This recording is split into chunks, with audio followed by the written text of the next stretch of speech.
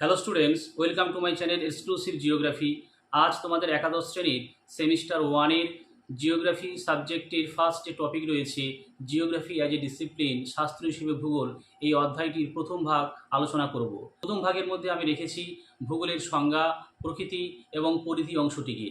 Geography বা ভূগোলের সাধারণ অর্থ হলো পৃথিবীর বিবরণ।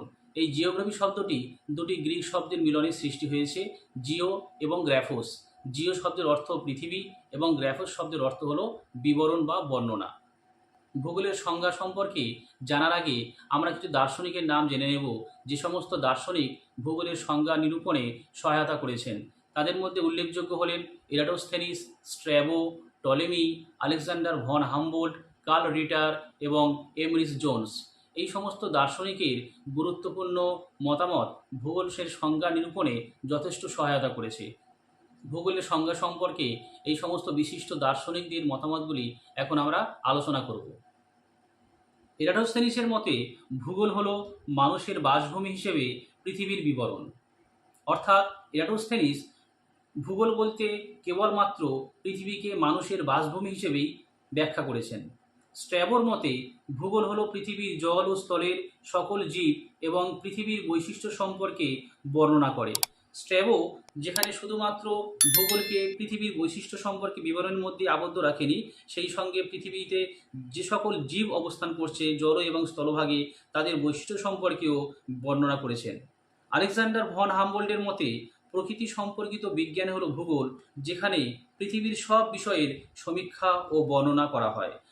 আলেকজান্ডার ভন হামবোল্ট হলেন আধুনিক ভূগোলের জনক। এনার মতে ভূগোল হলো একটি প্রকৃতি বিজ্ঞান, যেখানে পৃথিবীর সমস্ত বিষয়, প্রাকৃতিক, সামাজিক, মানবীয় সমস্ত বিষয়কেই তিনি সমীক্ষা ও বর্ণনার মধ্যে অন্তর্ভুক্ত করেছেন।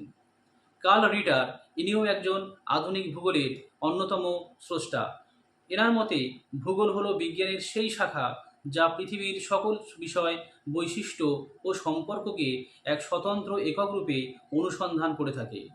এমরিস জোন্সের মতে ভূগোলের সব ধরনের অনুসন্ধানের কেন্দ্রে আছে স্থান। এমরিস জোন্স প্রথম ভূগোলে স্থান সম্পর্কে তার বক্তব্য রেখেছিলেন। স্থানের স্রষ্টাই হলেন এমরিস জোন্স। পরবর্তী যে অংশ রয়েছে ভূগোলের প্রকৃতি, nature of geography. Nature of geography বা ভূগোলের প্রকৃতি সম্পর্কে জানতে গেলে প্রথমেই আমাদের জানতে হবে যে ভূগোল মূল আলোচনার বিষয় কী। ভূগোলে মূল আলোচনার বিষয়ই হচ্ছে মানুষ এবং প্রকৃতির মধ্যে সম্পর্ক। তাই ভূগোলকে আমরা বিভিন্নভাবে ব্যাখ্যা করতে পারি। প্রাকৃতিক ও সাংস্কৃতিক পরিবেশের মধ্যে সম্পর্ক বিশ্লেষণ করে ভূগোল। ভূগোলকে আমরা সাংশ্লেষিক বিষয় হিসেবেও ব্যাখ্যা করতে পারি, কারণ ভূগোল শাস্ত্রে প্রাকৃতিক এবং সমাজবিজ্ঞানের বিভিন্ন বিষয় সম্পর্কে আলোচনা এবং বিশ্লেষণ করা হয়ে থাকে। ভূগোলকে আমরা সকল বিজ্ঞানের জননী বলেও ব্যাখ্যা করি, কারণ ভূগোলের যে উপাদানগুলো রয়েছে তার সাহায্যে প্রাকৃতিক বিজ্ঞান ও সমাজ বিজ্ঞানের বিভিন্ন বিষয় সম্পর্কে সুস্পষ্ট ধারণা পাওয়া যায়। ভূগোলকে আমরা গতিশীল বিজ্ঞানও বলতে পারি। ভূগোলে নতুন নতুন বিষয় সংযোজন করা হচ্ছে প্রতিনিয়ত। বিষয় বিশ্লেষণে নতুন নতুন উপকরণ ব্যবহার হচ্ছে, বিভিন্ন মডেলের ব্যবহার করা হচ্ছে।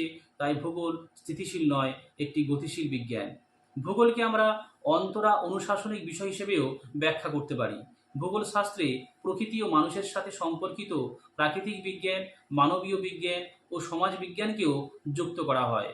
ভূগোলের প্রকৃতি সম্পর্কে আমরা যে আলোচনা করলাম, সেখান থেকে আমরা পেলাম যে ভূগোল একটি সাংশ্লেষিক বিষয়, ভূগোল সকল বিজ্ঞানের জননী, ভূগোল একটি গতিশীল বিজ্ঞান এবং ভূগোল অন্তরা অনুশাসনিক বিষয়। সেই সঙ্গে ভূগোলের মধ্যে আমরা প্রাকৃতিক ও সাংস্কৃতিক পরিবেশের যাবতীয় যে উপাদান রয়েছে তাদের পারস্পরিক সম্পর্ককেও বিশ্লেষণ করতে পারি। পরবর্তী যে অংশ রয়েছে ভূগোলের পরিধি, স্কোপ অফ জিওগ্রাফি। ভূগোল যেহেতু সমাজবিজ্ঞানের একটি শাখা, সেই সঙ্গে ভূগোলের আলোচনায় আমরা প্রাকৃতিক বিজ্ঞান, সামাজিক বিজ্ঞান এর বিভিন্ন বিষয়গুলোকে একত্রিত করে অন্তর্ভুক্ত করেছি।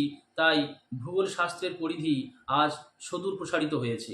তাই ভূগোলকে আমরা সকল বিজ্ঞানের জননী বলেও থাকি।